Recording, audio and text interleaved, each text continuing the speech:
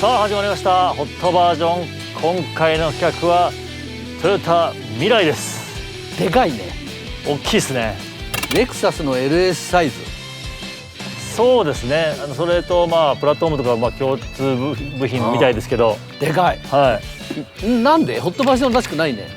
そうですね。らしくないよね。ホットバージョンらしくない。はい。この土屋さん乗ったことは後輪駆動になってから乗ってない。乗ってない。何ですか。一応未来のことに詳しいとは思いますが、説明しますね。はい。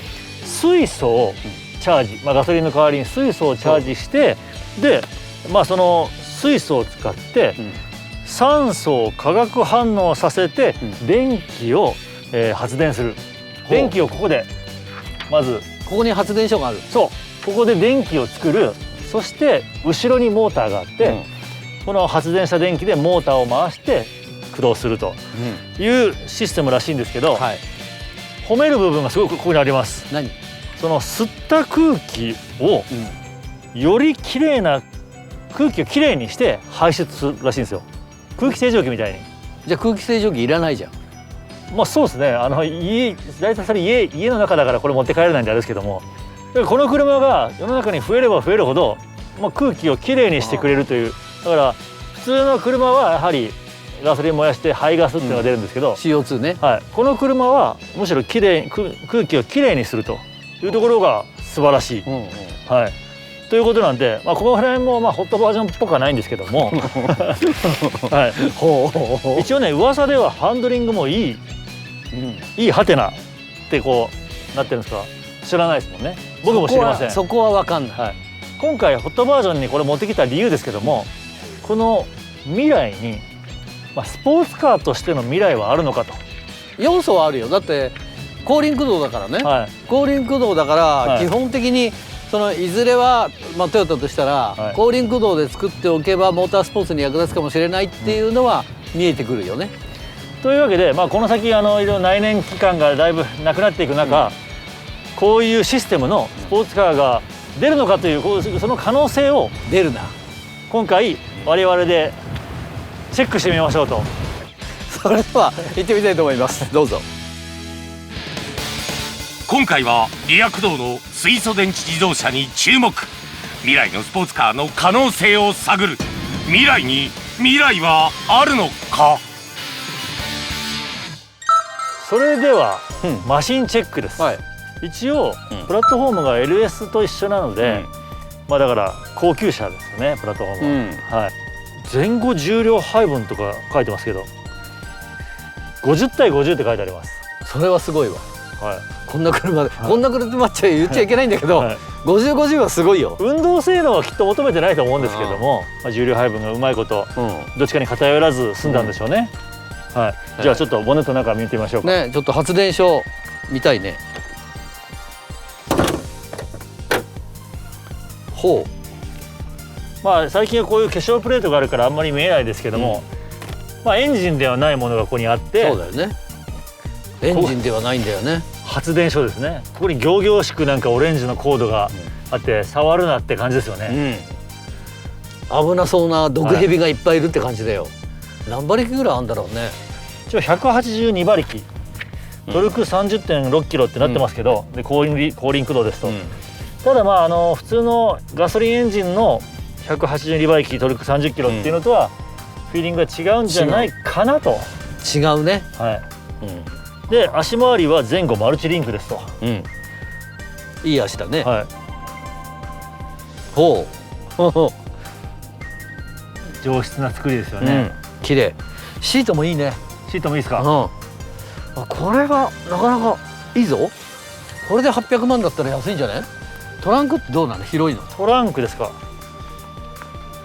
なんか狭そうな感じがするんだけど。まずですよね。まあだね。はい。ゴルフバッグ用に広くしてんのかな？かもしれないですね。あんまないです。自動で閉まるとかないです。そういう高級装備はもうドアもこのハンドアが勝手に閉まっていくとかない、オートクロージャーとかないんで、ちゃんとと閉めないとダメですね。だからそういう車ってやっぱりさ、千何百万じゃん。そうですね。はい。だから800万で出したっていうのが、そこはやっぱさ、こう世の中に普及させたいんだろうね。さあ、じゃあ50対50の後輪駆動を乗ってみたいと思います。どうぞ。さあそれでは水素自動車、トヨタの未来ですけれどもね、後輪駆動になって初めて乗るんで、チェックしてみたいと思います。 DK インプレッション。おお、トルクある。足はしなやか、高級車って感じ。ロールは少なめ。すごい時代になったね。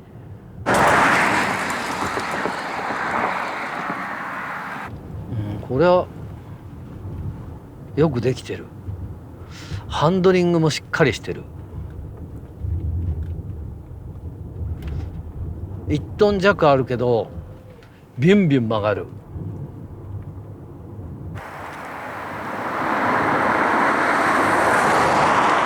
フロントの設置感がすごく安心感がある。ドリドリが重要視するフロントの設置感。ここがいいのは期待が持てます。トルクある。気持ちいい、気持ちいい高級セダンっていう感じ。なんか時代は水素になるのかな。走りは FR だね。気持ちいい。ほんと気持ちいい。なるほどね。いつかレーシングカーもこういう水素になるのかな。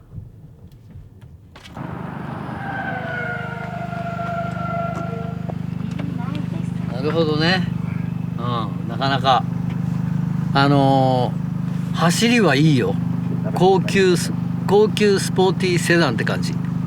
すごく上質だし、で頭の旋回性能もいいし、ただやっぱりここからスタートしていくんだろうね。なんか水素のレーシングカーになるのかスポーツカーになるのか分かんないけど、ハイブリッドに移行していくのは間違いないんだけど、水素もありかなっていう感じはします。航続距離航続距離チェック。今350。もう30キロやった。30キロやった1回で1回でな。200キロ以上でここから出ないと東京に戻れないで。ああ、そういうことか。なるほど。人生初水素カーです。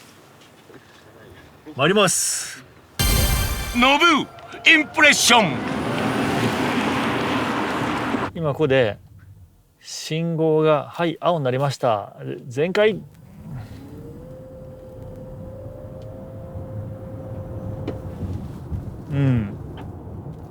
速くはないですね、パワー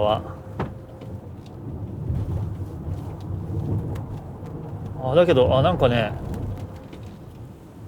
旋回性能はちょっと独特かも。足は柔らかいからロールはすごいするんだけど、すごく車はロールする。でもなんかその重量配分が50対50っていうところもあるから、フロントヘビーだなとかそういう感じはあんましないね。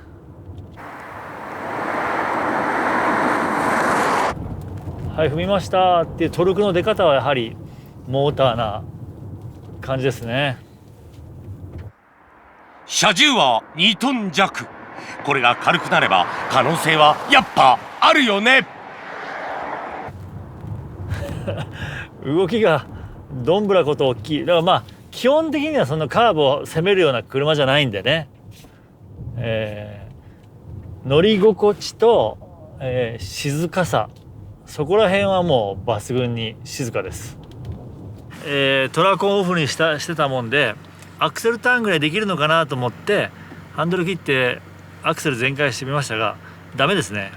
まずデフがないことによって、内側が空転しようとする。さらにそれで異常感知してブレーキをつままれるってことでアクセルターンとかはできないですね。全然ダメ。はい、残念。遊べません。コーナリング性能とかはあんまりそんなにいいとも思わないですし、カーブを攻める車じゃないですね。いやなんかね足が柔らかくてロールばっかりすごく大きくてなんかスタビライザーがもうちょっと欲しい感じがするんですね。カーブを攻めたい感じはしないですね。足回りの雰囲気も、このパワー感もタイヤのグリップ感もなので、いち早く時代を先取りした水素という感じで、今この辺の空気をきれいにしながら走ってますぜっていう気持ちで、まあクリーンっていう感じで乗るぐらいですね。さあ未来はあるのかと。まあだけど、はいここから始まるわけじゃん、水素自動車って、はいでどっちみち電気自動車だけなんか無理じゃん。はい充電じゃなくて、うん水素を 2,3 分で入れて、うんそこから400キロ走れるっていう方が理想的だと思うよ。はいこれからじゃあ10年後って言ったらこれと同じものじゃないじゃん。はいどんどん進化して、はいこの発電所がうんこの半分ぐらいになって携帯電話だって昔こう背負ってこんな大きかったわけじゃないですか。今やこんなちっちゃいわけじゃないですか。きっとこの先車もそういうふうにバッテリーとか発電システムもちっちゃくなっていくと思いますもんね。そう考えたらこれ今 FR でしょ。はい。これがスポーツカ FR ー違うよ RR。 RR、はいスポーツカーの、としての素質はあるわけじゃんこれはい。ね。未来はある。さあトヨタ未来ですが、自動パーキングもなんか進化してるということなんですね。早速体験してみたいと思います。さあこの2台の間に縦列駐車をしてみたいと思います。まず操作はですね、自動パーキングのスイッチをオン。そうするとここに止めますかというふうに指示がします。でしかもこの状態が縦列駐車、切り替えるとこう止めるみたいなね、並列駐車。今回は縦列駐車、もうスペースを確認してるんであとは開始ボタンを押すだけです。では行ってみたいと思います。開始。発進するにはブレーキを離してください。はい、離しました。発進します。ねえねえ、どうしたの？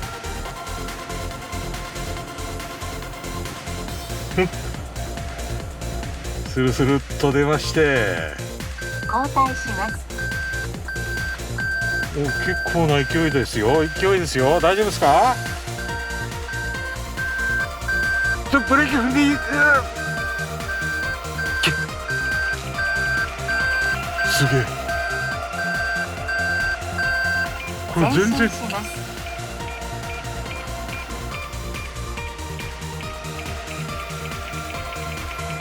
交代します。声が出ない。すごいなこれね。アドバンストパークを終了しました。見てください、きっちり入れましたと。これ正直僕よりうまいかもしれませんけど、うまいですよ。軍祭が終わりまして、今一般道で、水素ステーションに向かって、移動しております。こうやって走ってるとですね、もうほんと静かですね。でタイヤもすごい音の出ないタイヤついてるんで、なんか東海道新幹線のですね、東京から品川に行く途中にゆっくり走ってる車内みたいなそんな感じですよね。車内の感じなんか車というよりはなんか新幹線とかリニアモーターカー乗ったことないけど、なんかそんなイメージ。であと昨日群馬の方から高速道路乗ってる時ももうその新幹線なんで、なんかこう疲れないんですよね。音ってやっぱ疲れに影響してるんでしょうね。疲れないとか、なんか集中力こう続くみたいな、そんな感じがしましたね。昨日の関越道をまあちょっとハイペースで走ってたんですけれども、あとこの空気をきれいにして走る感じいいですよね。あとお水が出て、これはね実はこの水素と空気で反応させてっていうのは宇宙ロケットでね、もうアポロ13号とかあの辺から使われてた技術なんですよね。でロケットの電源を確保しつつパイロットの飲むお水を作るっていうそういう発電機が搭載されてたんですよね、水素発電機が。飲めるんですか、もちろん。だからとにかくすごく綺麗な混じりっ気のない。ただこう出てくる管がね汚れてたらダメだけど、まあそういう宇宙ロケットのそういう技術ってやっぱ究極ですからね。この船内と宇宙のこの温度差でこの内側にできるこの霜曇り、それを全部水を取って飲み水にするとか、そういうお水を全部活性化して飲める水に変える技術とか、あとこういう水素発電とか。だからでももう10年ぐらい前ではこの水素発電装置が3億円と言われてたんですね。でフォードだかどっかの社長に水素電池の車を作ろうかって言ったら3億200万円ですと。ボディは200万円で発電機3億円かかりますみたいないうのがね、もうこの十数年でこんな800万で出てきちゃったっていうのはもうとてつもないことですよね。ロケの軍祭の前の日に高崎で水素をチャージして満タンにしたら航続距離が450キロって出たんですよ。でそこから軍祭まで60キロで軍祭で土屋さんたちが走らせ、軍祭から東京まで160キロ、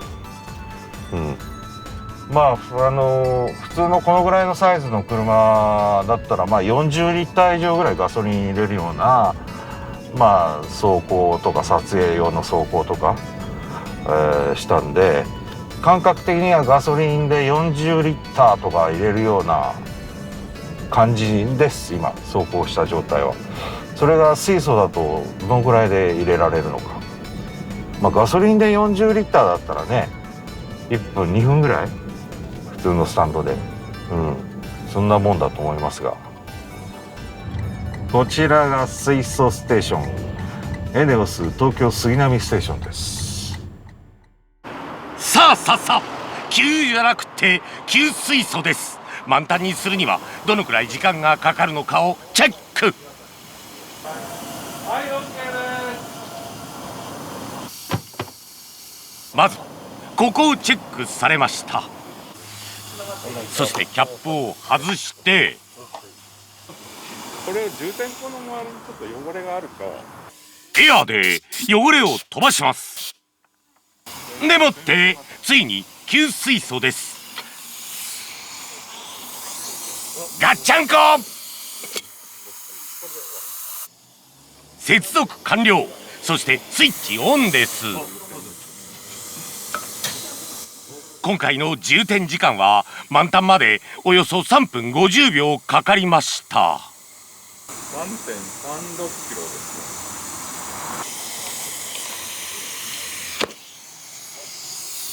ね。エアー入れるみたいです。冷たい状態になってるんで、あ、すっごい冷たい。かなりマイナス30度ぐらいまで下げてますから、こう湿度で凍りついちゃうこともあるんで、水素ですもんね。あ、それで蓋がしてあとを研究して、これは何の温度ですか？水素の温度。今水素の温度。まあちょっとね、ガソリンを入れる感じよりは若干かかるけど、そんな気になるほどではないですね。4065円。4065円。いやだから安いよガソリンより安い感じだね。今ガソリン値段上がってきたしね。水素のお値段は 1kg あたり1210円でした。思ったよりガソリンの給油と似てたので親近感が持てました。水素ステーションって僕らも初めて来たんですけれども、なんかガソリンを給油するのと、なんか大きく違うところってあるんですか？実際ガソリンは、液体で入れてるんですけども、水素はガスで入れてまして、火気厳禁など注意することは一緒なんですけども、水素ステーションに、保安監督者というものを選任しないといけないんですけども、その保安監督者になるのに高圧ガスの製造責任者という資格が必要で、あと実務経験も半年の実務経験が必要になります。やはり引火しやすい物質なので静電気の除去パッドなどを活用して、はい、静電気の対策などしてます。まあガソリンと一緒はいっていう感じはいですね。そうです。今後ステーションは増えていくんでしょうか。はい、当社エネオスは現在水素ステーションを45カ所展開しております、はい、で現在日本では建設中のステーションを含めますと162カ所ということで、政府の目標が160カ所ですので、予定通りにステーションについては実は展開しております。で2025年に320カ所、2030年に900カ所の目標を国は掲げていまして、それに向けて少しずつ水素ステーションは増えていくというふうに見ています。LP ガスまたは都市ガスを燃料に水素を取り出しております。でその際は水蒸気回出反応ということで、水の温度が1000度まではいかない700度ぐらいの温度になりますけれども、高温の水蒸気と化石燃料を反応させて水素を取り出しているものでございます。ただしそのグリーン水素やブルー水素というのは今まさに開発中なのですが、現時点ではその化石燃料から水素を取り出した方が安くなっています。で今後そのグリーン水素やブルー水素につきましてもスケールアップを図ることによって水素コストの低減を図ってまいりたいというふうに考えています。すごいシンプルな疑問なんですけど、はい、水素を携行缶に入れて持ち運びとかできないんですかね。はい、そのようにできれば非常に皆様便利だと思うんですけれども、実際その燃料電池自動車に水素を供給する際には82メガパスカル、およそ820気圧の高圧の状態からの圧力差によって車に水素を充填しております。でその携行缶におきましてはそのような高圧のものを持ったとしても大量に車に供給することはできませんので、現状では水素ステーションから燃料電池自動車に水素を供給するということになっております。例えば電気の低炭素化、脱炭素化というのももちろんそうですけれども、化石燃料の低炭素化というのも求められているというふうに考えております。で当社エネオスといたしましては再生可能エネルギーあるいは水素の取り組みを通じて低炭素脱炭素社会に貢献してまいりたいというふうに考えております。マフラーのない未来だけど噴出するものは空気、そしてこのボタンを押すと